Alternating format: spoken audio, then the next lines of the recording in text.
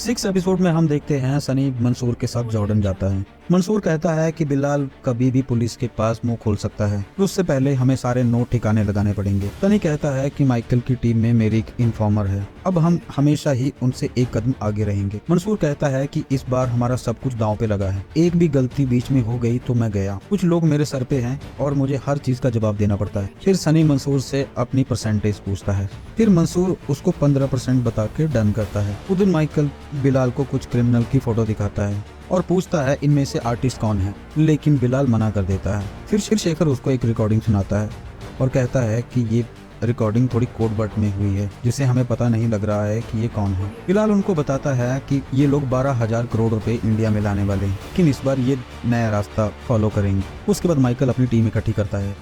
Michael अपनी team को बताता है कि इस बार इंडिया में 12,000 करोड़ नकली नोट आने वाले हैं। वो हमको बताती है कि ये इतना वजन कम से कम 60 टन होगा। माइकल उनको कहता है कि इस बार बिलाल के पकड़े जाने पर ये लोग चौकन्ने हो चुके हैं, इसलिए नेपाल, बर्मा और बाकी पड़ोसी देशों पे हमें कड़ी नजर रखनी पड़ेगी। इधर सनी जमाल के साथ मिलकर प्लान कर रहा था, हम पाकिस्तान, बर्मा और म्यांमार से कहीं से भी माल नहीं लेके आएंगे। इस बार हम नेपाल वाला रास्ता अपनाएंगे, क्योंकि वहाँ पे ऑलरेडी रेड पड़ चुकी है। इधर बिलाल भी उनको बता देता है कि इस बार वो नेपाल वाला रास्ता अपनाएंगे। फिर फिरोज सनी को बताता है कि मेगा ने नेपाल में किसी को मैसेज किया है। अब ये लोग अलर्ट हो जाते हैं और नेपाल को कैंसिल कर देते हैं। अब ये श्रीलंका को प्लान करते हैं। तब इनको एक मैसेज से पता लगता है कि इनको श्रीलंका के बारे में भी पता चल चुका है। मंसूर का कोई आदमी माइकल को खबर दे रहा था और इधर मेगा का फोन सनी को खबर दे रहा था। फिर मंसूर सनी को कॉल करके कहता है कि जरूर कोई ना कोई खबरी हम लोगों के बीच में है। इधर माइकल की टीम भी हर जगह सिक्योरिटी बढ़ा के तंग आ चुकी थी। मंसूर सनी को कहता है कि जमाल और जीतू मेरे 2 खास आदमी हैं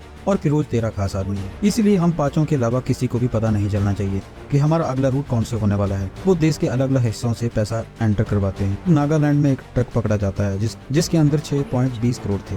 उधर तमिलनाडु में भी एक शिप पकड़ा जाता है कि अंदर सिर्फ 5 करोड़ रुपए। उधर कोची में भी 2 करोड़ पकड़े जाते हैं। मुंबई एयरपोर्ट से भी 2 करोड़ रुपए मिलते हैं। अब तक सभी जगहों को मिला के लगभग 32 करोड़ ही हाथ लगे थे और ये 12,000 करोड़ के आगे तो कुछ भी नहीं था। मेगा माइकल को बताती है कि ये नोट वही पुराने वाले नकली नोट है जो मंसूर पहले बनाता था और ये पुराना स्टॉक है। ये लोग हमें फालतू में उलझा रहे हैं और हमें फालतू के कामों में लगा के ये कुछ बड़ा प्लान करने वाले हैं। माइकल गहलोत को कॉल करता है और कहता है कि आप सभी टीवी इंटरव्यू बंद कर दीजिए, क्योंकि अभी जो हम लोगों ने नकली नोट पकड़े हैं वो पुराना स्टॉक के हैं। असली वाले नकली नोट हमारे हाथ ही नहीं लगे हैं। फिर गहलोत कहता है अबे चुप कर, असली नकली नकली असली ये लगा के रखा है तुमने।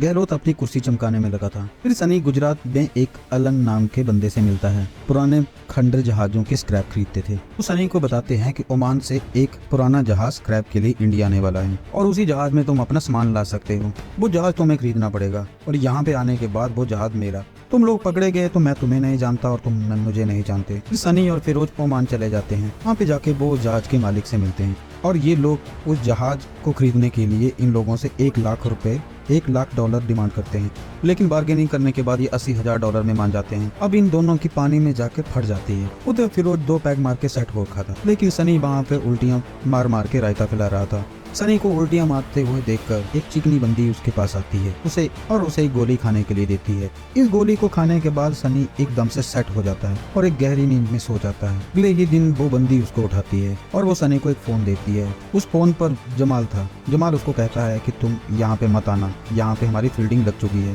वो कहीं भी चले जा पर यहाँ में मत आ। फिर वो भाग के कैप्टन के रूम में आते हैं। इधर कैप्टन को इंग्लिश नहीं आती पर वो बंदी सनी की लैंग्वेज को ट्रांसलेट करती है। नहीं कहता है कि जहाज को वापिस ओमान की तरफ घुमा लो, लेकिन कैप्टन मना कर देता है क्योंकि इसमें इतना फ्यूल नहीं बचा था। अब जहाज को वहां पे भी खड़ा नहीं कर सकते थे क्योंकि जहाज में तो एंकर ही नहीं था। अब ये जिगनी बंदी कहती है कि भाई मैं आइडिया बताती हूँ। सनी कहता है कि तू आइडिया बता। फिर ये लोग पैसों से भरे कंटेनर को इसी जगह पे छोड़ने के लिए कहते हैं और कंटेनर के साथ एक GPS ट्रैकर भी बांध देते हैं ताकि बाद में इस पैसे को ढूंढा भी जा सके। ये नोट भी अच्छी तरह सील थे और कंटेनर भी। अभी ये लोग खुद एक छोटी सी बोट में बैठकर वहां से चले जाते हैं और जहाज को किनारे की तरफ चलता छोड़कर वहां से चले जाते हैं। अब ये जहाज उस बीच पे पहुंच जाता है जहाँ पे कोई जहाज नहीं पहुंचा था। लोग उस जहाज को देख के उसकी तस्वीरें खींचने लगते हैं। यहाँ पे जहाज को देखने के लिए लोगों की भीड़ उमड़ गई थी। इधर पुलिस वाले भी यहाँ पे इकट्ठा हो चुके थे कि एक अनजान जहाज जिसमें कोई भी नहीं है वो यहाँ पे चलकर कैसे आ गया। इधर लोग जहाज देखने में बिजी थे। उधर सनी एक बड़ी बोट लेके उस कंटेनर को वहाँ से उठा लेता है और किनारे पे ले आता है और फिर उन कंटेनर को ट्रक में लादकर अपनी मंजिल तक पहुंचा देता है। अब सनी अपने तेज दिमाग से 12,000 करोड़ के नोट इंडिया में लेके आ गया था। अब देखते हैं इसके बाद आगे क्या होगा। दोस्तों अगला जो एपिसोड है वो एपिसोड नंबर 7 है। दोस्तों नेक्स्ट एपिसोड्स का लिंक नीचे डिस्क्रिप्शन बॉक्स में प्रोवाइडेड है, आप वहां से भी अगले एपिसोड को चेक कर सकते हैं।